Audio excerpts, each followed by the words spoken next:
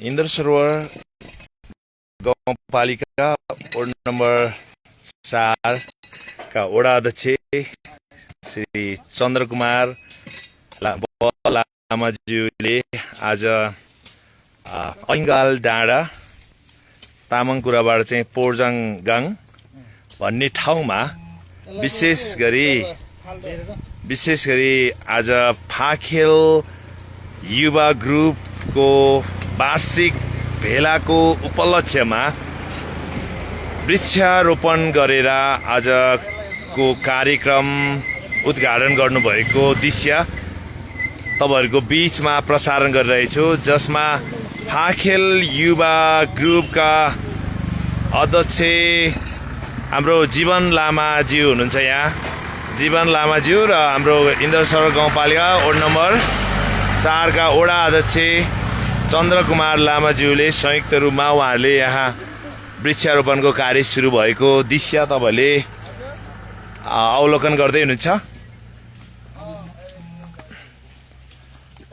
तपाईले देख्न सक्नुहुन्छ सम्पूर्ण हाम्रो युवा फाखेल युवा ग्रुपका सदस्यहरू सबैजना खटिरहनु भएको छ। उहाँहरूले इन्द्र सरोवर 4 स्थित अरिङ्गल डाँडामा सरसफाई गर्नुभयो, त्यसपछि खाल्डो खन्ने काम गर्नुभयो, त्यसपछि विधिवत रूपमा अध्यक्षद्वयबाट वृक्षारोपणको कार्य सुरु भएको दृश्य हजुरहरूले हेर्न सक्नुहुनेछ। फेसबुक लाइभबाट तपाईले हेर्न सक्नुहुनेछ। यहाँ जुझारु युवाहरूले आफ्नो ठाउँ आफै बनाऊ, आफ्नो गाउँ आफै बनाऊ भन्ने अभियान सहित साथीहरू यसरी जुट्नु भएको छ। आज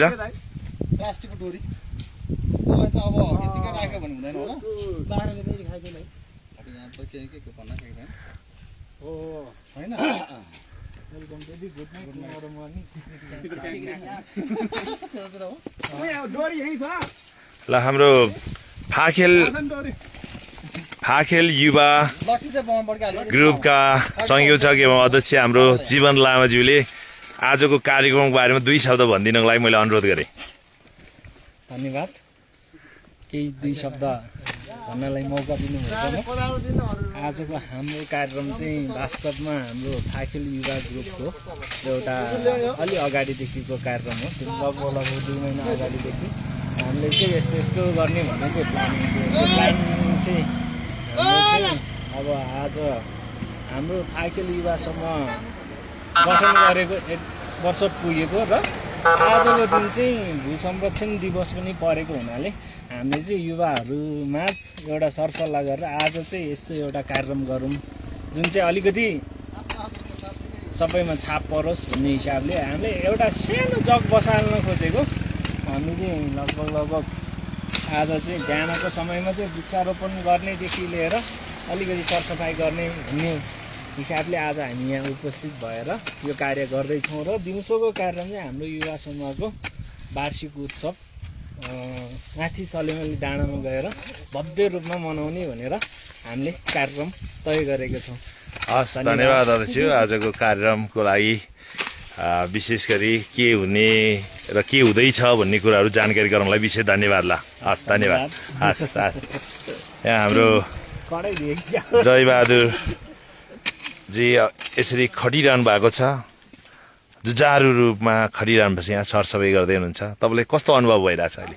भक्कै रमाइलो, अति नै रमाइलो। हुन त म युवा त होइन, बुढेसकाल लागिसक्यो, वृत्त भनौँ न। अब 50 क्रस भएपछि त्यही पनि युवाहरूसँग दाजुभाइ भाइ भतिजीहरूसँग मिलेर लागिपरेको छु, अगाडि बढिरहेको छु। गाउँ स्तरको सरसफाइ कार्यक्रम अभियान छ भन्छन्, म पनि त्यसमा समावेश छु। त्यसैले म पनि खुसी भएर गर्दैछु। हस् हस्, धन्यवाद धन्यवाद धन्यवाद। हस्,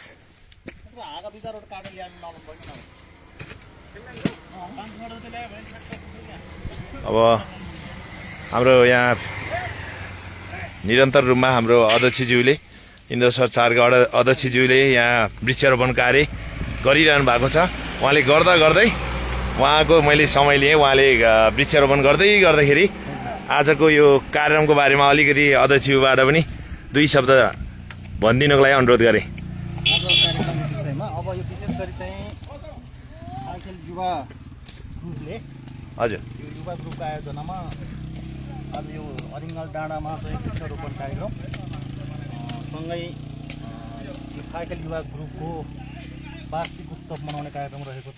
हजुर उक्त कार्यक्रममा चाहिँ बिहानको समयमा हामीले वृक्षारोपण कार्यक्रम सम्पन्न गरी दिउँसो चाहिँ हाम्रो इन्द्रसभा गाउँपालिकाको 4 नम्बर वडा भित्र रहेका हजुर यो सलेमले पार्क सलेमले डाँडामा चाहिँ भव्य रूपमा यो वार्षिक उत्सव मनाउने कार्यक्रम रहेको छ। उक्त कार्यक्रममा चाहिँ फाइकल युवा ग्रुपका सम्पूर्ण साथीहरू उपस्थित हुने है।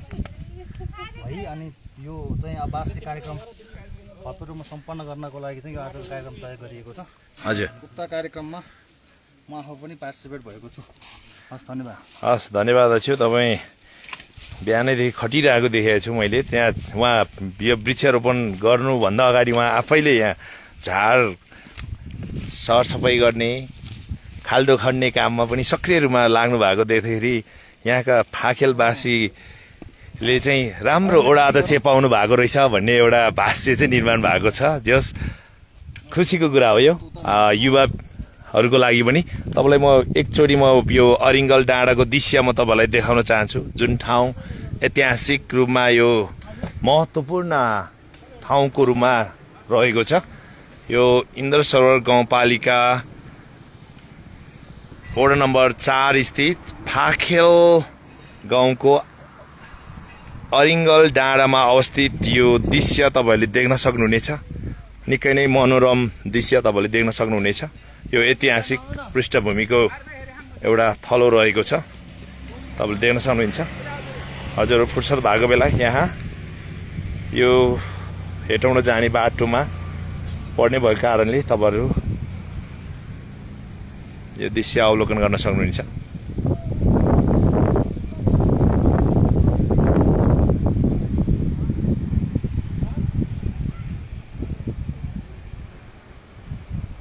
इन्द्र सरोवर 4 फाखेल पुरन्दीको दृश्य तपाईँले अवलोकन गर्दै हुनुहुन्छ।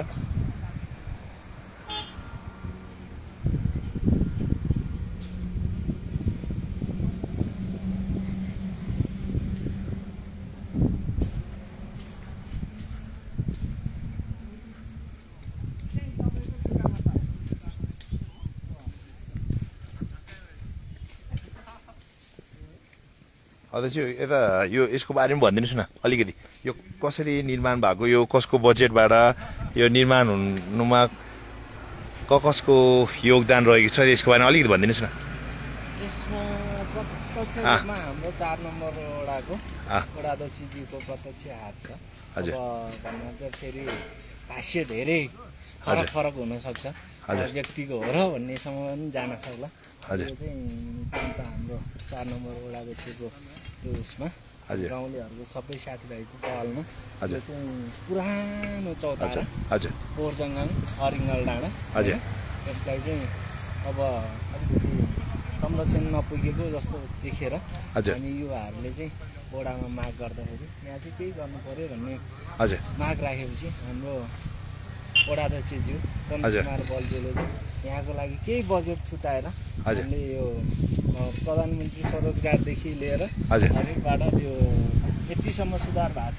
यसपालि पनि अझै केही हुने चाहिँ छ होइन। यहाँको चाहिँ अब भोलि पछि गएर चाहिँ यहाँ चाहिँ अब हामी त सधैँ युवा रहँदैन, अलिकति बुढेसकाल लाग्दै गइसकेपछि अब बुढेसकालमा अब त्यो साथीभाइहरू होइन अब त्यो आनन्दले चौतारामा गएर गफ गर्ने ठाउँ हुने पार्कको हिसाबले पनि भयो। प्लस मुनि चाहिँ अबको त्यो पछिको समयमा चाहिँ अब भविष्यमा चाहिँ यहाँ चाहिँ एउटा फिटनेस सेन्टर जस्तो, फिटनेस सेन्टर भन्नाले अब त्यो गाउँको अलिकति त्यो बुढा अब एक्सर्साइज गर्ने ठाउँ छैन नि त, यसो त्यो जिउ तन्काउनको लागि यसो 2-3 उपकरणहरू राखेर होइन बिहान एक्सर्साइज कसरत गर्नको लागि केही सामग्रीहरू वडाको तर्फबाट व्यवस्थापन गर्ने कुरा पनि भएको छ भने चाहिँ होइन व्यवस्थापन त्यो त होइन है। त्यस्तोहरू चाहिँ नगरौँ न। ए। त्यसको लागि चाहिँ माग राख्नु माग चाहिँ राख्नुपर्छ भन्ने चाहिँ हजुरको जिज्ञासा अनुरोध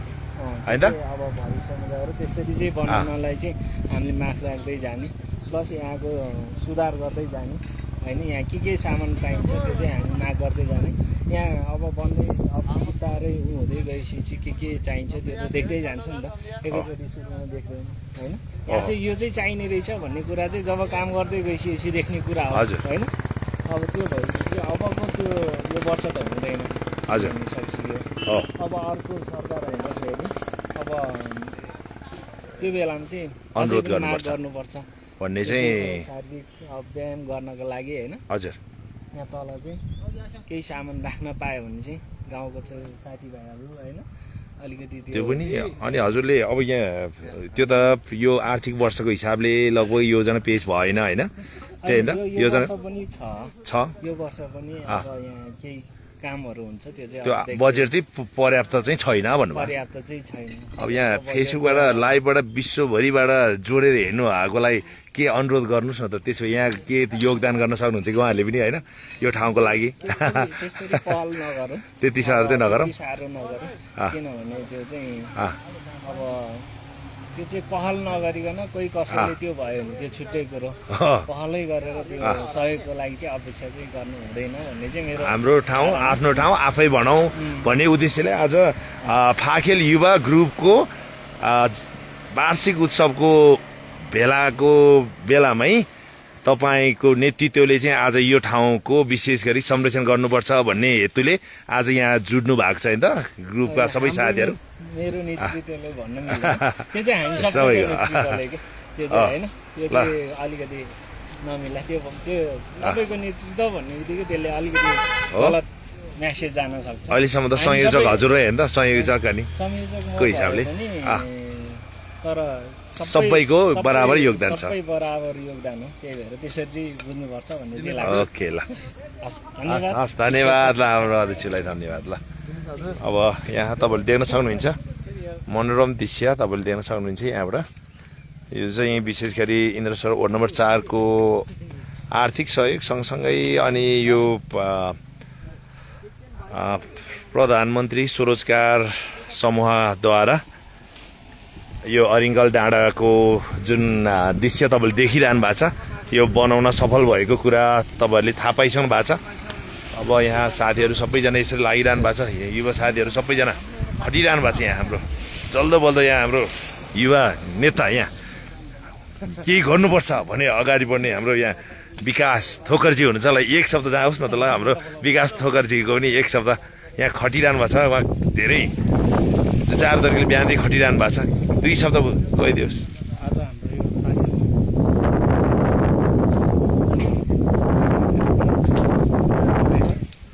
अब यो वार्षिक उत्सव एकदम खुसीले सबैजना मिलेर मनाउँ। साथीहरू त्यही भन्न चाहन्छु। हस् हस् विक्रम सर धन्यवाद धन्यवाद। यहाँ हाम्रो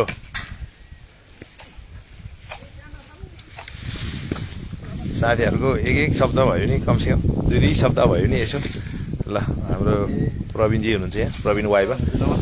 ल हजुरले पनि एक दुई शब्द यसो। यस्तो अब एउटा दिक्के व्यक्तित्वहरूले एउटा परिकल्पना गरेर हजुर छरेको पुँजीलाई एकीकृत बनाएर हजुर अहिले बिर्सिनुपर्ने पीडाहरू प्रत्येक नेपालीले प्रत्येक घरबाट भइरहेको अवस्था छ। त्यसले चाहिँ ग्रुपबाट चाहिँ एउटा सामान्य व्यवसायदेखि सुरुवात गरेर एउटा उद्यमी बनाएर चाहिँ पहिचान देखाउनु पर्छ भन्ने एउटा उद्देश्यले एउटा ग्रुप खडा भयो। खडा भयो। हजुर। त्यो अनुसारले हाम्रो यो के अरे दत्त भएको के अरे ग्रुप सञ्चालन भएर 1 वर्षको यो वर्षको उत्सव मनाइराख्दाखेरि आज पहिलो हाम्रो सुरुवात चाहिँ सामाजिक अभियान र यो के अरे समाजमा अलि फरक ढङ्गबाट पहिचान देखाउँ भन्ने हिसाबले हामीले आज यो वृक्षरोपण कार्यक्रम गर्दैछौँ।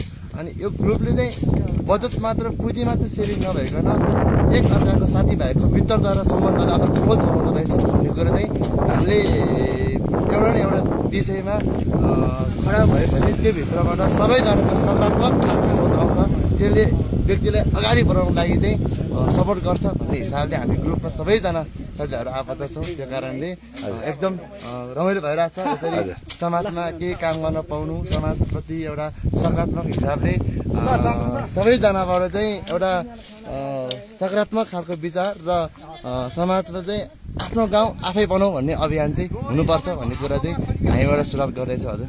ल ल धेरै धेरै धन्यवाद ल हजुरको यो समयको लागि। ल हाम्रो साथीहरू यहाँ गरिरहनु भएको छ, सबैजनाले काम द्रुत गतिमा गरिरहनु भएको छ।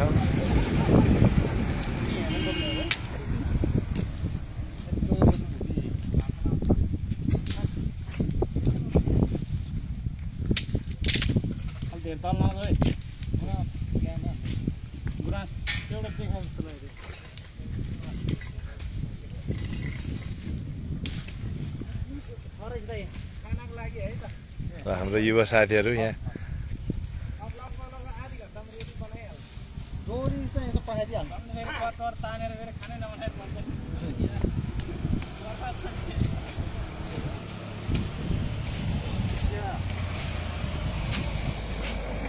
लाली गुराँस रहेछ त, दुईटा रहेछ। जिग्देनजी हाम्रो जुझारु युवा मित्र यहाँ जिग्देन बलजी हुनुहुन्छ, उहाँकोबाट दुई शब्द यसो आजको कार्यक्रमको बारेमा। भन्नुभन्दा अगाडि नै सब दाइहरूले भन्नुभएछ होइन, मित्रहरूले ठिक छ, राम्रो काम सुरुवात गर्नु भएको छ समूहद्वारा। यसको लागि चाहिँ सफल पार्नुपर्छ हामी सबैजना मिलेर। हजुर हस् धन्यवाद। तपाईँले देखिरहनु भएको छ यहाँ सरसफाइमा लागिरहनु भएको छ हाम्रो अध्यक्षज्यू। अध्यक्ष यो आजको यो पुरै हो, पुरै गर्ने हो अध्यक्ष? यो सबै पुरै सघाउने पुरै गर्ने, त्यसपछि खाना खाएर दिउँसोको कार्यक्रममा लाग्ने भन्ने कुरो छ। फेरि दुईवटा कार्यक्रम आज आयोजना भएको रहेछ, जसमा तपाईँले देख्न सक्नुहुन्छ अध्यक्षज्यू आफै अग्रसर भएर लागिरहनु भएको छ।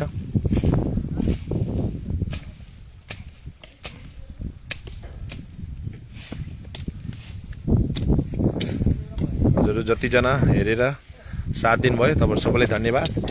अब यति भन्दै म फेरि पछि अर्को प्रसारणमा जोड्ने बाचा गर्दै अहिले यो प्रत्यक्ष फेसबुक लाइभबाट म बिदा हुन चाहन्छु। हजुरहरूलाई सबैलाई फेरि पनि एक फेर जतिजनाले हेरिरहनु भएको छ सबैलाई धन्यवाद भन्दै प्रत्यक्ष लाइभबाट केही समयको लागि बिदा माग्छु। हजुरहरू सबैलाई हेरिदिनु भएको लागि धन्यवाद।